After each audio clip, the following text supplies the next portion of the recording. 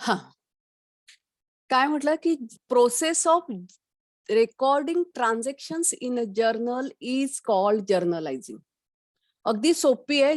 Journal मध्ये transaction record करण्याच्या प्रोसेसला जर्नलायझिंग असं म्हणतात.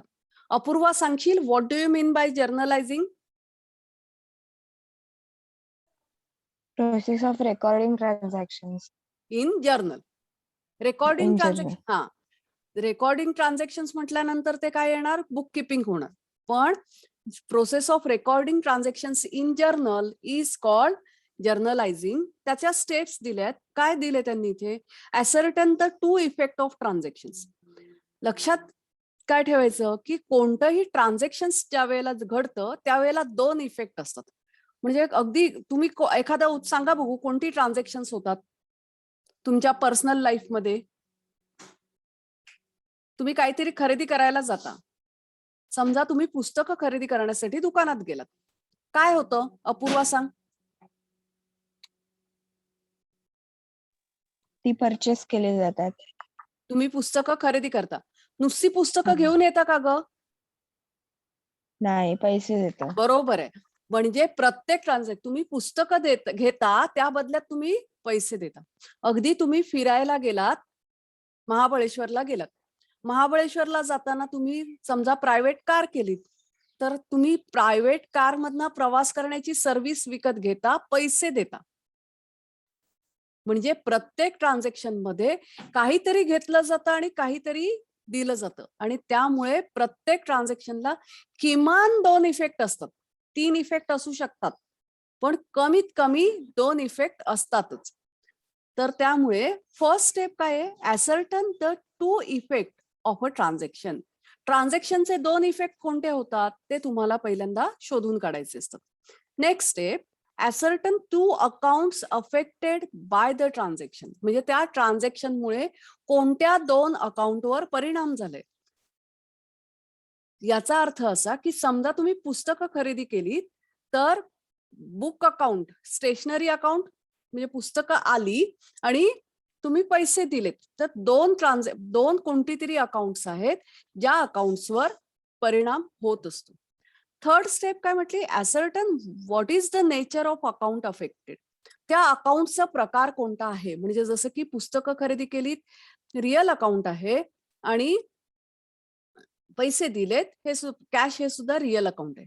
पण ज्या वेळेला तुम्ही महाबळेश्वरला जाण्यासाठी कार हायर करता, त्यावेळेला you are taking the service from car industry and you are paying money. तर तुम्ही ही जी सर्व्हिस घेता तुम्ही प्रवासासाठी, तर हा नॉमिनल आहे, कारण तुम्ही एखादी सेवा घेतली त्यासाठी केलेला खर्च आहे. आणि त्यामुळे ट्रॅव्हलिंग अकाउंट किंवा तिकीट, आपण ट्रॅव्हल्स म्हणतो त्याला, तर त्या ट्रॅव्हलिंग अकाउंट हा नॉमिनल अकाउंट आहे आणि कॅश दिली रिअल अकाउंट आहे. तर एकतर ट्रान्झॅक्शन मध्ये कोणते 2 परिणाम होतात, कोणत्या 2 अकाउंटवर त्याचा परिणाम होतात, त्या अकाउंटचा प्रकार कोणता आहे. समजा अपूर्वाने ईश्वरीला 5,000 रुपये दिले. मला सांगा, अपूर्वा गिव्ह 5,000 टू ईश्वरी. आता इथे कोणत्या दोन अकाउंटवर परिणाम झाला असेल? अपूर्वा, सांगू शकशील?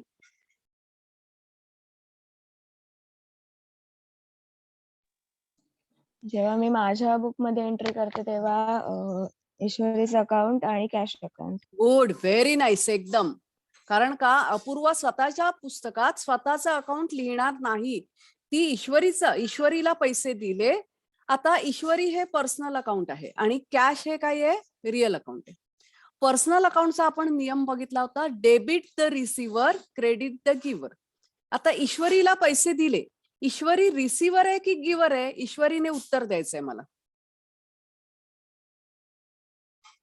रिसिव्हर.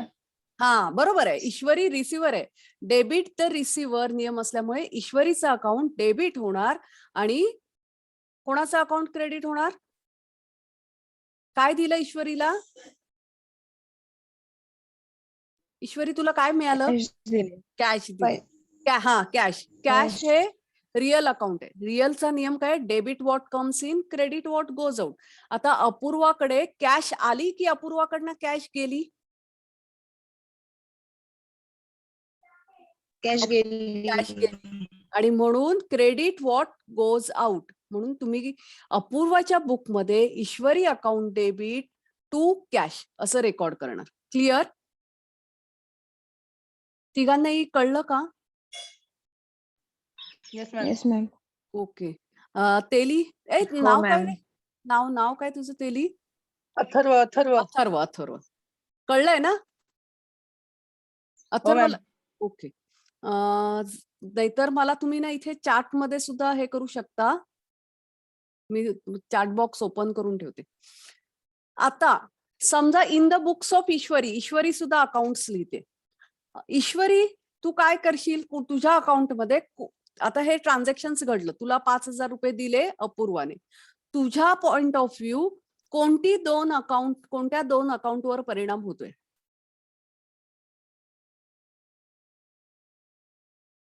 तू कोणती दोन accounts लिहिशील Ishwari?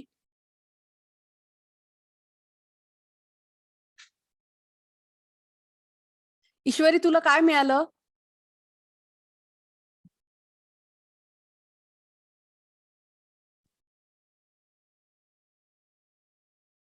Atharva, suppose you are writing in the books of Ishwari. तू तिचा अकाउंटंट आहेस आणि तू अकाउंट्स लिहितोयस. मला सांग, तुला काय वाटतं की ईश्वरीला अपूर्वाने 5,000 रुपये दिले. 5,000 रुपये आल्यानंतर कोणती दोन अकाउंट तू रेकॉर्ड करशील? ईश्वरी आणि अपूर्वा. ईश्वरी आणि अपूर्वा रेकॉर्ड करशील. अपूर्वा, तुला काय वाटतं? तिच्या बुक्स मध्ये कॅश अकाउंट डेबिट होणार आणि माझं अकाउंट क्रेडिट होणार. Good, very nice. कारण का? ईश्वरीला कॅश मिळाली आणि म्हणून डेबिट व्हॉट कम्स इन हा नियम आहे आणि या नियमानुसार कॅश तिच्याकडे आली म्हणून कॅश अकाउंट डेबिट होणार. कोणी पैसे दिले? अपूर्वाने दिले. आता ईश्वरीच्या अकाउंटमध्ये ईश्वरी स्वतःचं नाव कशाला लिहील? तिला पैसे मिळाले, कोणी दिले एवढंच लिहिणार ती. आणि त्यामुळे ज्याचं बुक आहे ना त्याच्या बुकमध्ये त्याचं नाव येत नाही, हे लक्षात ठेवायचं. आणि म्हणून इथे कॅश आणि अपूर्वा ही दोन अकाउंट आहेत. म्हणजे ascertain the effect of transaction. ट्रान्झॅक्शनचा परिणाम काय झाला? कोणत्या अकाउंटवर परिणाम होतो? तर अपूर्वा आणि कॅश या दोन अकाउंटवर. कोणत्या प्रकारचं अकाउंट आहे? तर अपूर्वा हे पर्सनल आहे आणि कॅश हे रिअल आहे. पर्सनलचा नियम काय? Debit the receiver, credit the giver. अपूर्वाने पैसे दिले, अपूर्वा गिव्हर आहे म्हणून अपूर्वाचं अकाउंट क्रेडिट झालं. आणि रिअल अकाउंटचा नियम काय? Debit what comes in, credit what goes out. पैसे जर आले तर डेबिट करा, गेले तर क्रेडिट करा. आणि म्हणून कॅश अकाउंट इथे काय होणार आहे? डेबिट होणार आहे. म्हणून in the books of Ishwari काय होणार? Cash account debit to Apurva. तुम्ही ना वही पेन घेऊन ठेवा आणि ज्या वेळेला असं मी एखादं मनाचं ट्रान्झॅक्शन सांगते तर त्यावेळेला ते रेकॉर्ड करा. In the books of Apurva, in the books of Ishwari. कळलं? आहे का वही पेन तुमच्या हातात जवळ? हॅलो. Yes ma'am. हा, तर ते रेकॉर्ड करत जा म्हणजे तुम्हाला लिहित जा म्हणजे तुम्हाला कळेल त्यात. आता नेचर ऑफ अकाउंट्स बघितल्यानंतर ascertain the rule applicable for each accounts involve. आपण रूल लावले पर्सनलचा आणि रिअलचा. Ascertain the account to be debited and account to be credited. आपण तेही बघितलं की कोणतं अकाउंट डेबिट होईल आणि कोणतं अकाउंट क्रेडिट होईल. Record the date of transaction systematically in date column. आता सिस्टमॅटिकली याचा अर्थ तो इथे दिलेला आहे की वरती इयर, पहिल्यांदा मंथ आणि डेट ही सिस्टम आहे. यानुसार तुम्ही डेट कॉलम मध्ये डेट लिहायचे. Record the name of account debited in particular column followed by DR. आपण बघितलं होतं बघा की आपण डेबिट जे असतं तिथे डॉट डॉट लिहून DR लिहितो. म्हणजे जसं की परत एकदा सांगते की Apurva gave 5,000 rupees to Ishwari. तर in the books of Apurva, अपूर्वाच्या बुक मध्ये काय होणार आहे, तिने पैसे दिले, कॅश गोज आउट म्हणून कॅश अकाउंट क्रेडिट झालं. ईश्वरीला पैसे मिळाले, डेबिट द रिसिव्हर, आणि म्हणून इथे ह्या जर्नलच्या पर्टिक्युलर कॉलम मध्ये ईश्वरी अकाउंट डेबिट DR लिहिणार, 5,000 रुपीज डेबिट कॉलम मध्ये लिहिणार, आणि टू कॅश क्रेडिट झालं. टू वरना कळतं की ते क्रेडिट आहे. आता इथे बघा, त्यांनी पुढची स्टेप डेबिट कसं रेकॉर्ड करायचं ते सांगितलं, की पर्टिक्युलर कॉलम मध्ये जे अकाउंट डेबिट असेल ते डेबिट लिहा, त्याच्या पुढे ॲब्रिव्हिएशन DR लिहा. लिव्ह स्मॉल स्पेस, आपण छोटी स्पेस सोडतो ज्या वेळेला टू लिहितो, म्हणजे तुम्ही ट्रान्झॅक्शन अगोदर बघितली असेल किंवा आपण आता पुढेही बघू, तर थोडीशी छोटीशी स्पेस सोडायची आहे. And record the name of account credited in the next to particular column preceded by to, TO, to लिहायचा आणि नंतर क्रेडिट कोणतं अकाउंट असेल ते लिहायचं. Right the narration in particular column into bracket beginning with Bing.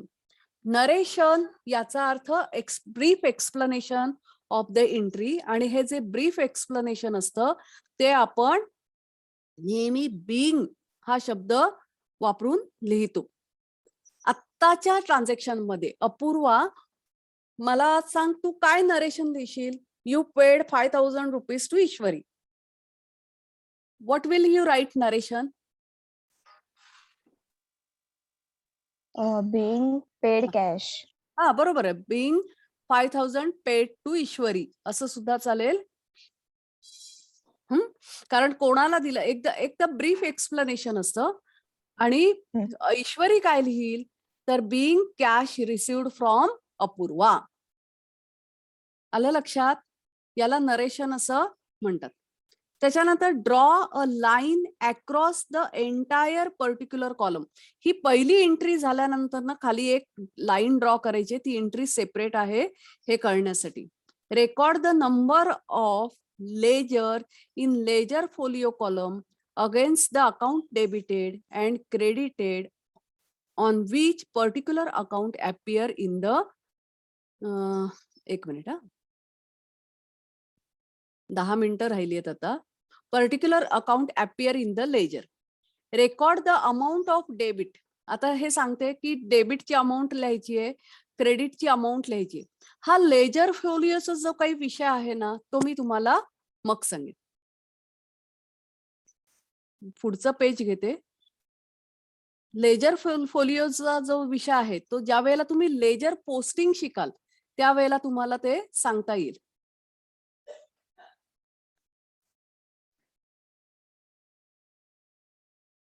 एक minute.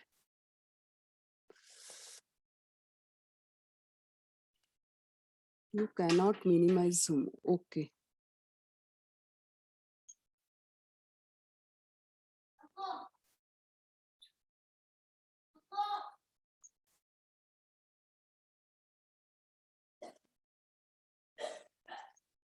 हा, आता मला सांगा, तुम्हाला पुढचं पेज दिसतंय का ग? ट्युटोरियल नोटचं. अपूर्वा, हॅलो. दिसतात, फोल्डर दिसतात. फोल्डर दिसतंय, पेज नाही दिसत आहे. नाही. अरे बापरे, ठीक आहे, थांब.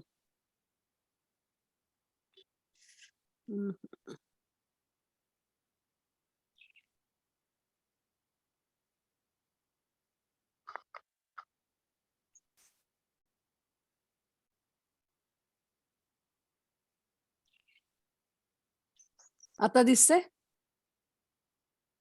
हो दिसते. हा.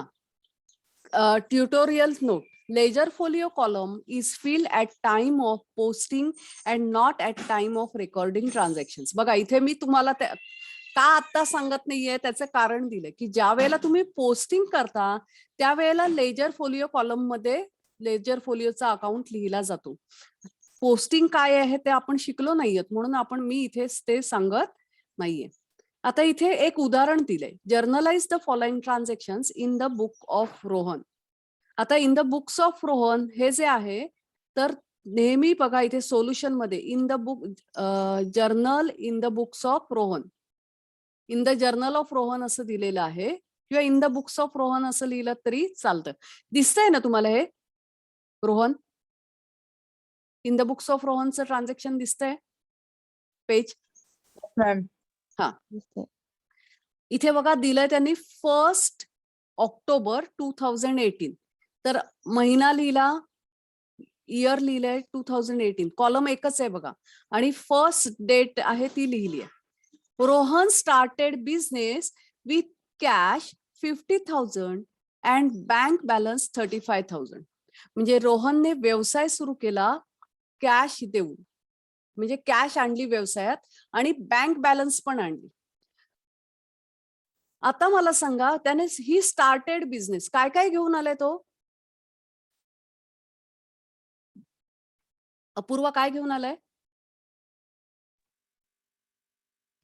कॅपिटल आहे 50,000 आणि बँक बॅलन्स आहे. कॅश आहे आणि तुम्ही आता उत्तर बघू नका, फक्त ट्रान्झॅक्शन कडे बघा. मी तुम्हाला फक्त कसं आलं उत्तर ते सांगेन. तर कॅश आणलीये 50,000 आणि बँकेत 35,000 पैसे आहेत, रुपये आहेत. तर ह्या दोघांनी मिळून तो व्यवसाय सुरू करणार आहे. तर कॅश आणि बँक, आता ही बँक बॅलन्स आहे आणि बँक बॅलन्स असल्यामुळे हे रिअल अकाउंट झालं. बँक ऑफ इंडिया वगैरे असं नाव असतं तर ते पर्सनल आलं असतं, पण ही बँक बॅलन्स आहे म्हटल्यानंतर प्रॉपर्टी आहे रोहनची आणि ही प्रॉपर्टी त्याने बिझनेस मध्ये आणली.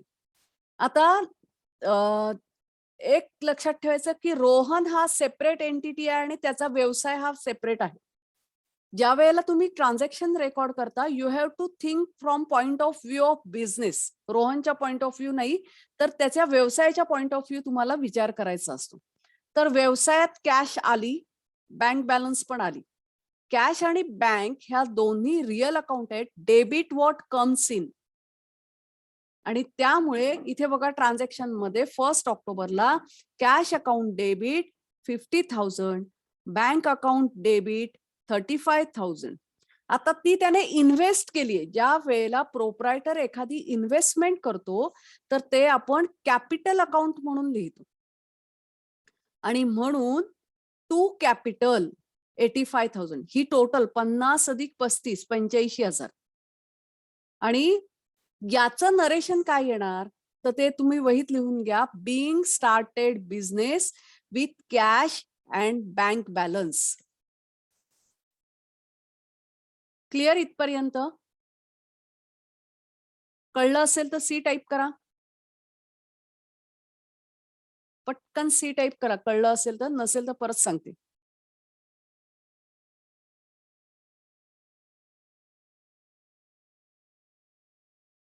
अपूर्वा आणि ईश्वरी कळलंय का? येस.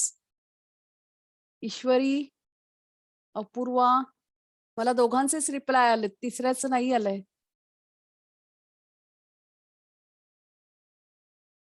अपूर्वा कळलंय? हो कळलंय. ईश्वरी, ईश्वरी आहे ना? मॅम तिचा नेटवर्क प्रॉब्लेम झाला असेल. हो ते कसं वाटतंय. हा ठीक आहे. त्याच्यानंतर 2 October purchase goods from Amit costing 45,000 and 10% trade discount. आता हे ट्रेड डिस्काउंट काय आहे ते मी तुम्हाला सांगते की ट्रेड डिस्काउंट हे डिस्काउंट होलसेलर रिटेलरला देतो. आता होलसेलर म्हणजे कोण माहितीये तुम्हाला आणि रिटेलर म्हणजे दुकानदार. मॅन्युफॅक्चरर वेगळा असतो, तो काही माल विकायला जात नाही, तो होलसेलरकडे सगळा माल देतो आणि होलसेलर वेगवेगळ्या दुकानांना माल घालतो. तर होलसेलर दुकानदाराला त्याला काहीतरी प्रॉफिट व्हावं या पॉइंट ऑफ व्ह्यू जे डिस्काउंट देतो त्याला ट्रेड डिस्काउंट असं म्हणतात. आता अमितने 45,000चा माल खरेदी केला. अमितचं दुकान असणार आहे. 45,000चा माल खरेदी केला आणि त्याला 10% ट्रेड डिस्काउंट मिळालं. याचा अर्थ 45,000वर 10% त्याला सूट मिळाली. त्याला 45,000 रुपये द्यावे लागले नाहीत. 10% म्हणजे 4,500 रुपये सूट मिळाली. याचा अर्थ असा की 40,500 रुपयाला तो माल मिळाला. आता गुड्स आहेत म्हटल्यानंतर गुड्स असेल तर नेहमी परचेस अकाउंट लिहिलं जातं आणि पैसे दिलेत त्यांनी असं म्हणजे पेड कॅश असं लिहिलेलं नाही. तर रोहनने हा माल खरेदी केलाय अमित कडून आणि म्हणून डेबिट व्हॉट कम्स इन, इथे गुड्स माल दुकानात आला आणि रिअल अकाउंट आहे म्हणून परचेस अकाउंट डेबिट केलं. कोणाकडनं माल खरेदी केला? अमितकडनं. अमित हे पर्सनल अकाउंट आहे. Debit the receiver, credit the giver. आता इथे अमितला पैसे तर मिळालेले नाहीत पण त्याने आपल्याला माल प्रोव्हाइड केलाय आणि म्हणून ही इज अ गिव्हर. म्हणून purchase account debit 40,500 to Amit 40,500 आणि नरेशन येणार being goods purchase from Amit on credit. Transaction कळलंय इथपर्यंत?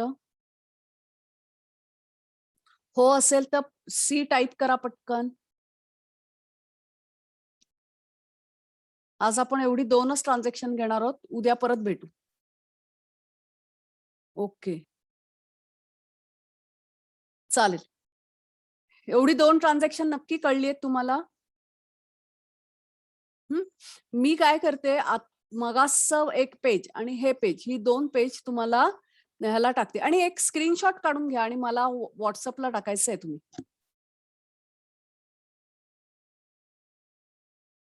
टाकाल ना स्क्रीनशॉट? हा मॅम. चालेल मग थांबूया आता इथे.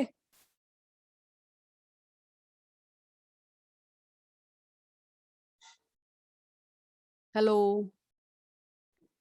हा उरलेली वाजायचे अजून कंटिन्यू करू शकता.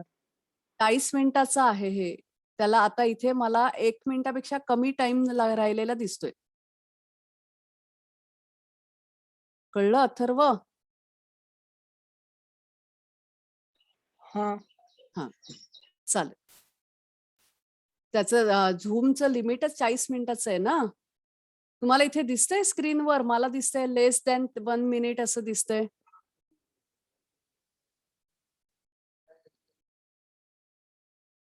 टाइम येतोय वरती. आता दिसतोय का?